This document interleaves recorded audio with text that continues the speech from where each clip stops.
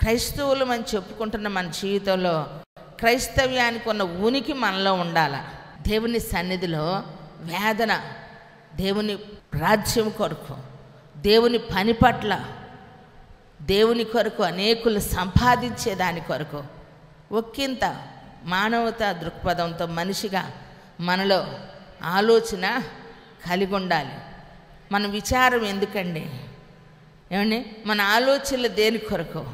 లోక సంబంధమైనవా, శరీర సంబంధమైనవా, ఆత్మ సంబంధమైనవా? ఆలోచించండి. ఎందుకంటే లేచిన దగ్గర నుంచి మనం ఏం చేస్తూ ఉన్నాం? ఏమండి, జైంట్ వీల్ తిరిగినట్టు ఏమండి వాక్ చేస్తూనే ఉన్నాం. ఏమిటి? నిద్రపోయామా, కూర్చున్నామా, లేచామా, వండుకున్నామా, చదువుకున్నామా, ఉద్యోగానికి వెళ్ళామా, పని చేసామా, డబ్బులు తెచ్చుకున్నామా? ఇదే మన రోజు. మనం ఇక దీన్ని దాటి మనం వెళ్ళలేకపోతున్నాం. దేవుడు బ్రతికిచ్చాడు, కుటుంబాన్ని ఇచ్చాడు, బ్రతకటానికి మార్గాలు చూపించాడు. అయితే బ్రతుకుట కొరకే కాదు, శరీర సంబంధంగా బ్రతుకుట కొరకే కాదు. మనం అంటారు కదా, కోటి విద్యలు కూటి కొరకేనని. కోటి విద్యలు కూటి కొరకే అయితే కడుపు భోజనం కొరకు, భోజనం కడుపు కొరకు నియమించబడ్డాయి. ఈ రెంటిని దేవుడు ఏం చేస్తాడట? నాశనం చేస్తాడట. కడుపు భోజనం కొరకు, భోజనం కడుపు కొరకు. అందుకే అనుభవజ్ఞులు చెప్తారు, బ్రతకటానికి తినాలి కానీ తినటం కోసమే బ్రతకూడదు. రెండు తెగలు ఉన్నాయి కదా. తినటం కోసం బ్రతికే వాళ్ళు కొంతమంది ఉన్నారు, బ్రతకటానికి తినేవాళ్ళు కొంతమంది ఉన్నారు. క్రైస్తవ్యంలో పుట్టిన ప్రతి ఒక్క వ్యక్తి కూడా బ్రతకటానికే తినాలి కానీ తినటానికి బ్రతకూడదు. ఆమె అనండి, బంగారు నోళ్ళతో చెప్పండి గట్టిగా. ఏమండి?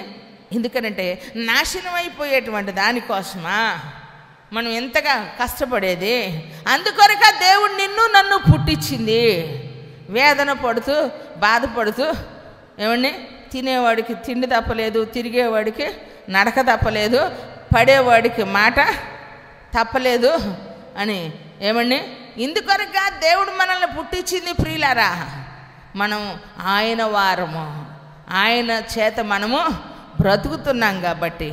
జారిపోతేనే ఎవరైనా ఒకళ్ళు కొంచెం చేయి పట్టుకుంటే thank you brother, thank you so much అంటారు, లైట్ తీసుకుంటారు కొంచెం, ఏముందిలే అన్నట్టుగా.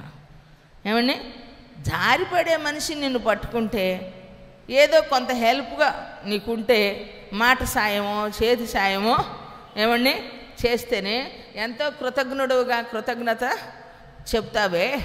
మరి ప్రతి క్షణం మనం లేచేదానికి, నిద్రపోయేదానికి, తినేదానికి, నడిచేదానికి దేవుడు మనకి అన్ని విధాలైన వసతిని ఇచ్చినటువంటి ఆ దేవుని సన్నిధిలో ప్రభువా, ఏమండి, అందుకేనండి తినేటప్పుడు ప్రార్థన చేసుకొని స్తుతించాలా, తిన్న తర్వాత కూడా ప్రభువా ఇది తినటానికి నువ్వు ఇచ్చావయ్యా. ఏమండి?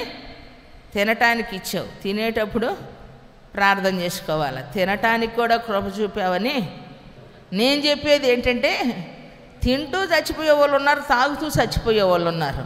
మనం ఇన్నేండ్లైనా బ్రతికుంటున్నామంటే ఏమండి అది దేవుని కృపని. ప్రతి క్షణం దేవుణ్ణి స్తుతించే వారికి ఉండాలి. కొట్టు చప్పట్లు గట్టిగా. అందుకే కొంతమంది నమ్మకస్తులు, ఏంటన్నయ్య ప్రేయర్ చేసుకుంటున్నావా, ఏంటమ్మా అమ్మ భలే పనే, ముమ్మారు దావీదు ప్రార్థన చేశాడమ్మా, నేనట్ట మర్చిపోతానమ్మా, మీరు చెప్పిన వాక్యాలు నాకు గుర్తేనమ్మా, 3 సార్లు చేసుకుంటా. ఎంతసేపు చేస్తావే, ఎప్పుడు చేస్తావయ్యా ప్రార్థన అంటే? ఉదయం టిఫిన్ చేసేటప్పుడు చేసుకుంటా, మధ్యాహ్నం అన్నం తినేటప్పుడు చేసుకుంటా, సాయంత్రం అన్నం తినేటప్పుడు 3 సార్లమ్మా, భోజనం చేసేటప్పుడు తప్పకుండా చేసుకుంటా. ఎట్ట మర్చిపోతానమ్మా నేను అని. అంటే ఎప్పుడంటే ఈయన చేసే ప్రార్థన దానియేలు కూడా అట్నే చేశాడమ్మా. దానియేలు అలానే చేశాడా? చేయలేదండి. కొన్నిసార్లు కొందరు చేసే ప్రార్థనలో వాళ్ళ నిష్ఠ గరిష్ట చూస్తే నిజంగా మనం ఎంత వెనకబడి ఉన్నామో.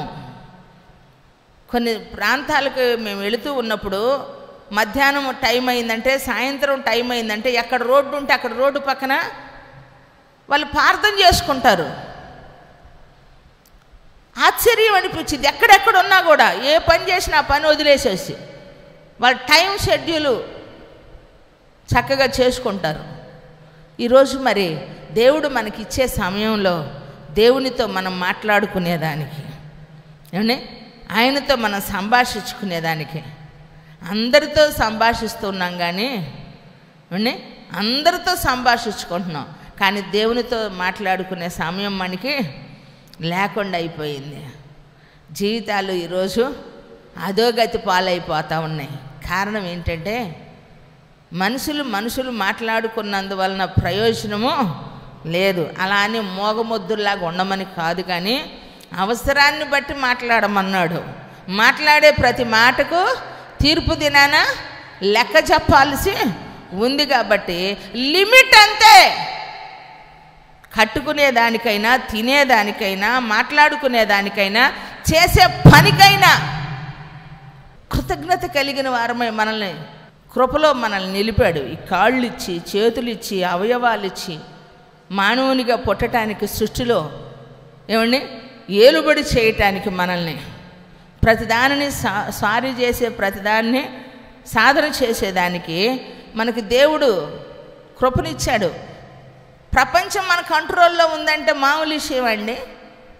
అవునంటావా కాదా సోమను? విమానాన్ని ఆపాలంటే ఆపుతున్నాం, ల్యాండ్ చేయాలంటే ఎమర్జెన్సీ ల్యాండ్ చేయగలుగుతున్నాం లేదా చెప్పండి? బస్సు ఏమండి, జంతువుల్ని, పక్షుల్ని, ఎగిరే వాటిని, నడిచే వాటిని, నిలబడే వాటిని కూడా ఈరోజు మన కంట్రోల్లో ఉంది ప్రియులారా. ప్రతిదీ దేవుడు మానవునికి ఎంత మేధాశక్తిని ఇస్తే, ఈ మేధాశక్తితో మనిషి ఎదుటోడిని ఎలా మోసం చేయాలా, ఏ విధంగా వాళ్ళని మనము పాడు చేయాలా అనే దానికి ఉపయోగించుకుంటున్నాం. కానీ పాడైపోయిన బ్రతుకుల్ని ఎలా బాగు చేయాలా, మనం ఏ విధంగా పదిలపరుచుకోవాలా, సృష్టికర్త అయిన దేవుని యొక్క రెక్కలలో ఏ విధంగా నేను, నా కుటుంబం, నా జాతి ఏ విధంగా సురక్షితంగా బ్రతకాలి. నీకు ఇచ్చిన మంచి కుటుంబం అండి, నీకు ఇచ్చిన మంచి జీవితం ప్రియులారా, దీన్ని పాడు చేసుకోకూడదు. ఏమండి, దేవుడు మన ఆలనా పాలన చూసే దేవుడు ప్రియులారా. ఎవరూ లేనటువంటి సమయంలో దేవుడు ఆదాము అవ్వలతో పరామర్శకు వచ్చాడు, స్నేహభావంతో నడుచుకున్నాడు, ఎంతో సంతోషంగా వారితో గడిపాడు ప్రియులారా.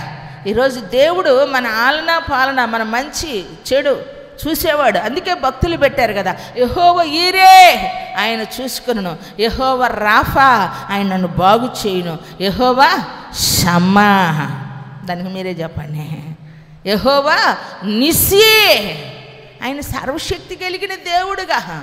ఏమండి, ఆయన మన బ్రతుకుల్లో విజయాన్ని ఇచ్చే దేవుడండి. కొట్టు చాపట్ల గట్టి కొట్టు.